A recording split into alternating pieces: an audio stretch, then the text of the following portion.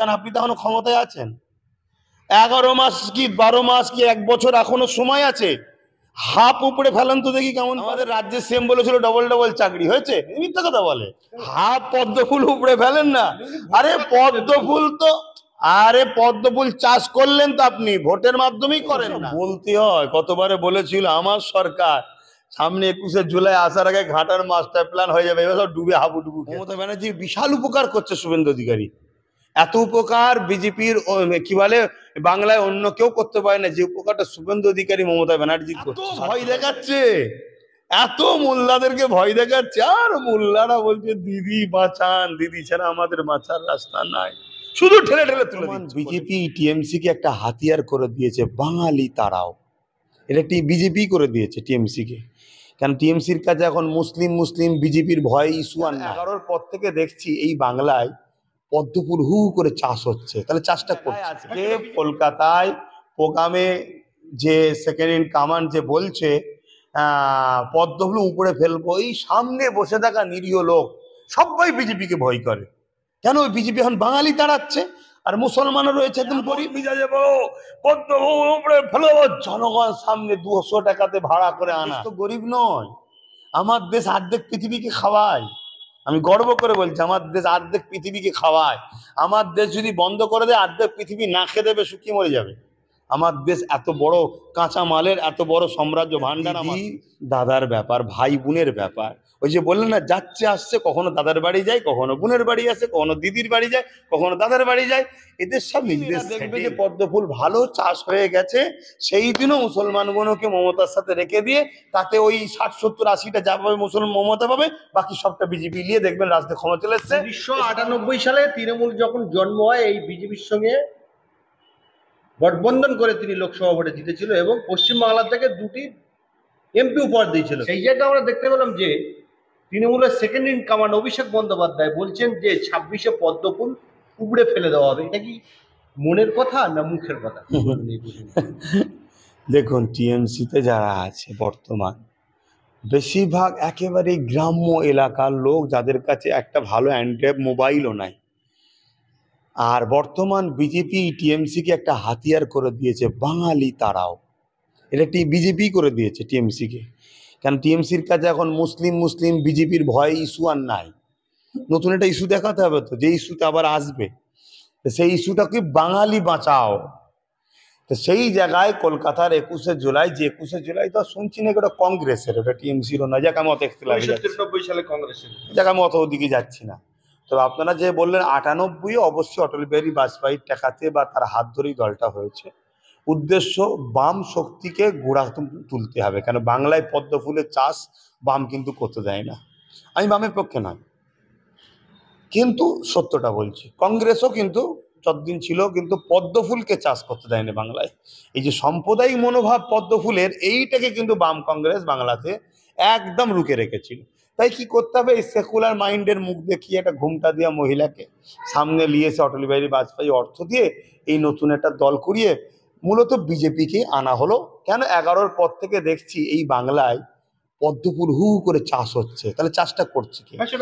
ধরুন আমার জমি আপনাকে দিয়েছি, আপনি এতদিন চাষ করছেন, আমার জমিতে কোনো রকম ভাবে কোনো ক্ষতি হয়নি, আর হয়নি কোনো আগাছা গজায়নি, ধানই চাষ হয়েছে, অন্য কোনো চাষ হয়নি। কিন্তু অন্য কাউকে যেই দিলাম দেখছি শুধু পদ্মফুল চাষ হচ্ছে, তাহলে ধানটা জানতে হবে যাকে দিচ্ছি সে চাষ করছে। তো সেই জায়গায় আজকে কলকাতায় প্রোগ্রামে যে সেকেন্ড ইন কমান্ড যে বলছে পদ্মফুল উপরে ফেলবো, এই সামনে বসে থাকা নিরীহ লোক সবাই বিজেপিকে ভয় করে। কেন? ওই বিজেপি এখন বাঙালি তাড়াচ্ছে, আর মুসলমানও রয়েছে একদম গরিব খেটে খাওয়া মানুষ, মুসলমানকে বল বিজেপি এলে মেরে ফেলবে। অতএব এই লোকগুলোকে খুশি করতে চাইছে বিজেপি উপরে ফেলে দেবো পদ্মফুল।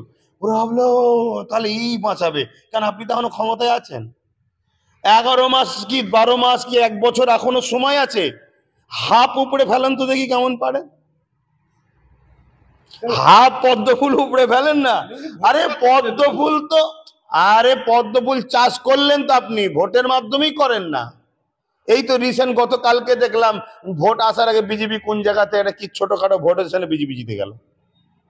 আপনি জানেন উপনির্বাচন হয়েছে ওই যে কালীগঞ্জ না কি বলে, একটা মুসলিম বোন তামান্না চলে গেল, ওখানে বিজেপি কতগুলো বুথে লিড পেয়েছে, 164 কম বেশি বুথে বিজেপি লিড পেয়েছে। আপনি খবর রাখেন?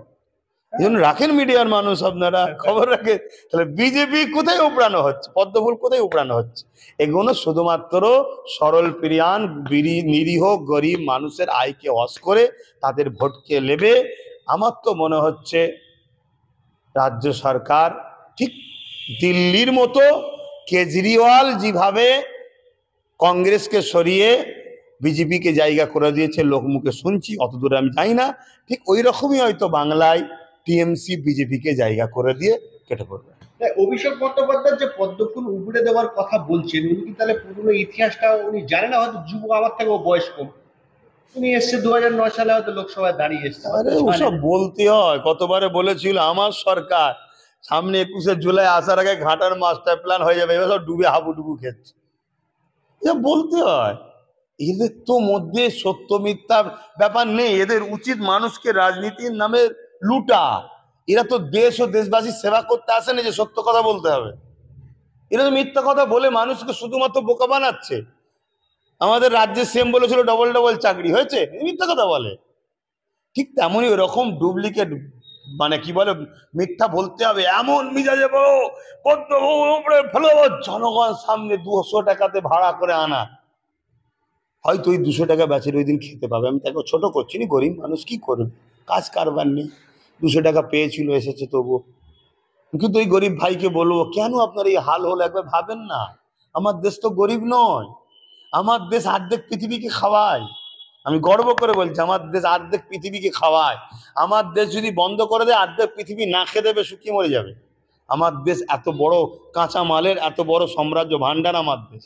কিন্তু উনি তো বলছেন না যে 50-এর নিচয়, তিনি বলছেন যে পদ্মফুল বিজেপি থাকবে, 50 টপকাতে পারবে, এই 50 পর্যন্ত তিনি ভরসা দিচ্ছেন। কেন 85 থাকবে কেন? আমরা দেখেছি বাম আমলে 0 ছিল, কংগ্রেস আমলে 0 ছিল, উঠতেই দেয়নি। তিনার আমলে থাকবে কেন?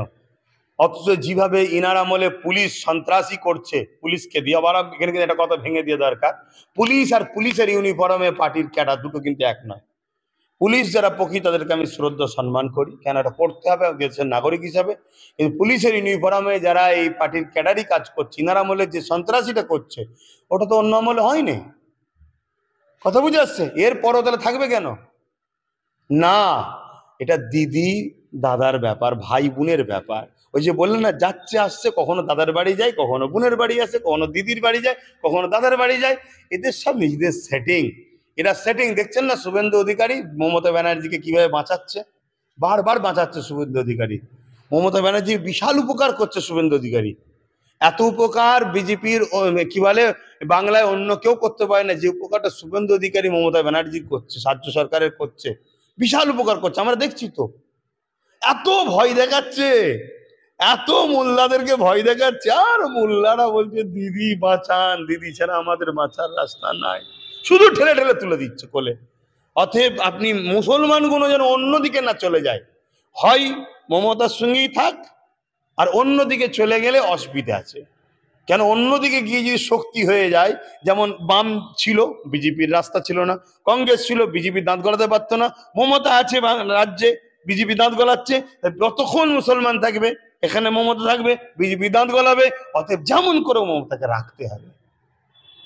যেদিন এরা দেখবে যে পদ্মফুল ভালো চাষ হয়ে গেছে, সেই দিনও মুসলমানগুলোকে মমতার সাথে রেখে দিয়ে তাতে ওই 60-70-80টা যা পাবে মুসলমান মমতা পাবে, বাকি সবটা বিজেপি নিয়ে দেখবেন রাজনীতি ক্ষমতা চলে এসছে, এসে তখন বলবে আমার হাতে তার ক্ষমতা নেই, আর মোল্লারা দেখবে তো মমতার সাথও দেয়নি।